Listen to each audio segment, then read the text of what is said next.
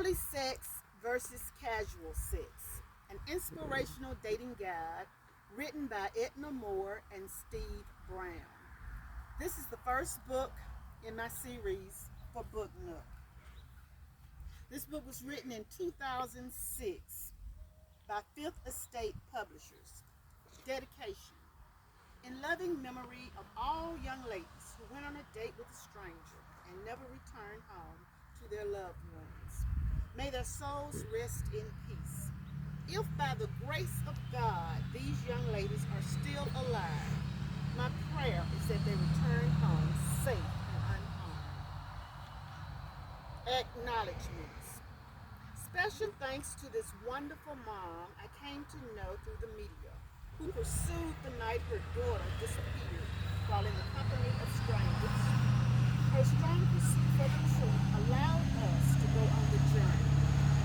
Her courageous and relentless behavior taught all of us that a mother will seek her child's face at any cost, hoping for closure. She is my hero. She exemplified what a good mother does when she has undying love for her child. Stay strong. You've made your daughter proud. Preface. Dear reader, I want this book to fully explain the need for holy sex in today's world. My hope is that couples start investing in sex that goes beyond the sheets and extends beyond what the human mind can conceive. I want you to understand that the sexual experience reaches beyond the physical union of two bodies connecting in the heat of passion. Engaging in meaningful sex increases the duration of the relationship and benefits you emotionally. When it touches your inner being, harmony is created between the two people, and love flows from one to the other. This book will introduce the concept of holy sex. I discovered this concept after surviving a date rape. Holy sex is an investment in a partner that cares about your total being and is willing to love you completely. Holy sex produces feelings of wholeness and completeness. Holy sex involves two people forming a soulmate relationship. It creates mutual respect and honesty for one's feelings. Holy sex creates trust within the relationship. It assures you that your partner cares enough about you before the sexual act is committed. Holy sex provides the ultimate love and sexual experience. I always believed sex was more than two bodies satisfying an urge. Holy sex goes beyond the physical sex act. It unites two people on another level, exploring intimacy and total being. Peace exudes from within when you engage in holy sex. Holy sex makes you a responsible sex partner.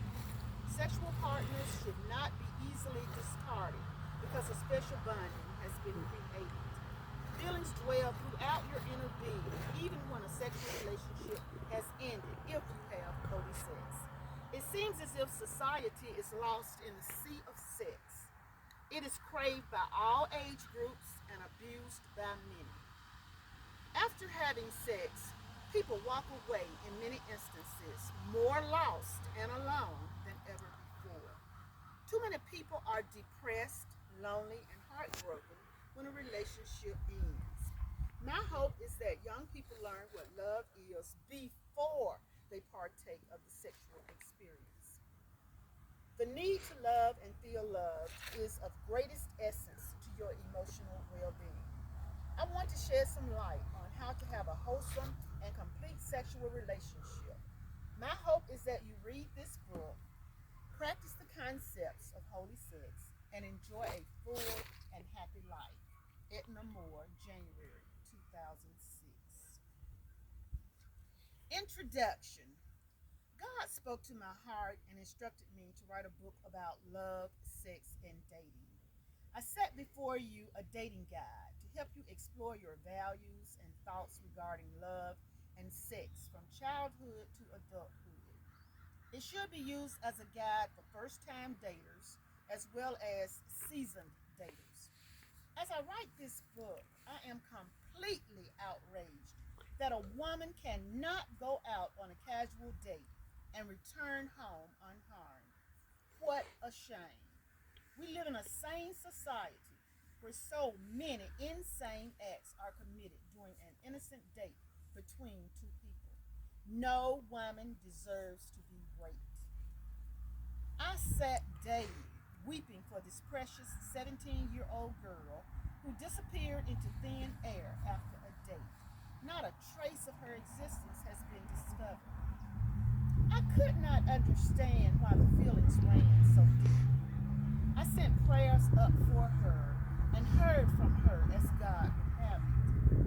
I could not understand why she would visit me, even though I wept each day as I kept track of the events while praying to God that her mom would seek some closure when things began to look bleak. I pondered why God would let her spirit speak to my soul. As her spirit communed with my spirit, she caused me to remember one night of fun snatched my joy and could have cost me my life.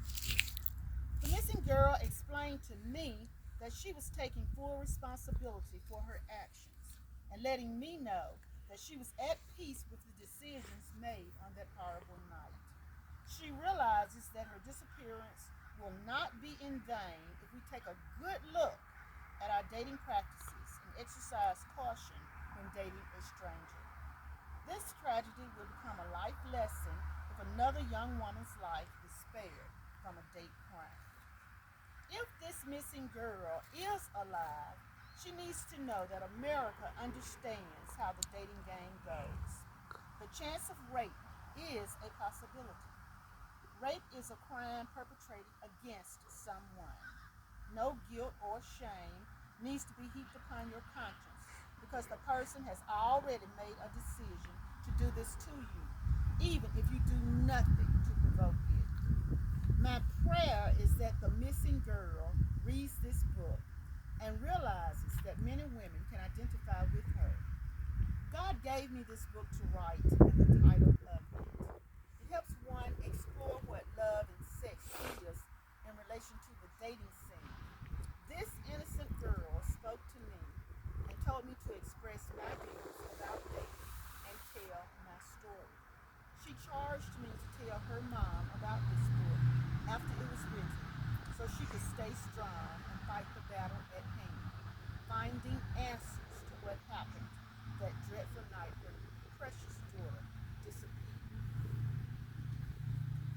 The missing girl's plea.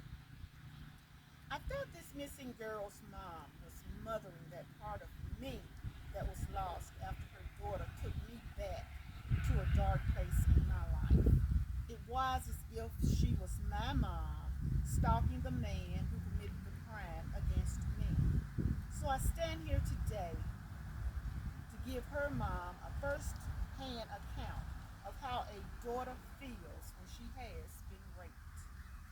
I know it will not replace her daughter's story, but it will help her deal with the issues until she can be reunited with her child.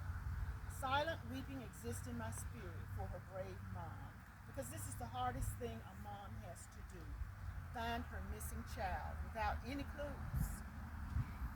I have not thought about the incident anymore until this innocent girl's spirit visited me the third time to tell me why I had received the first visit from her. I pondered the reason for these visits in my heart and could not let go. Now I clearly understand. I experienced date rape in 1975 at the age of 17, her same age. She emphasized that I should reveal how date rape can touch anyone's life. As I sat weeping for this missing girl, I was willing to do anything to keep her memory alive so her voice can resonate to other young ladies who need to hear her story. To not recapture the events would be a disservice to the missing girl. At this point, I painstakingly began to slowly but foggily relive that night.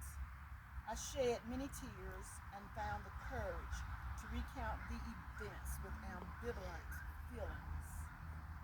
I hid a dirty little secret in the depths of my mind, never to remember or relive the experience again until this day.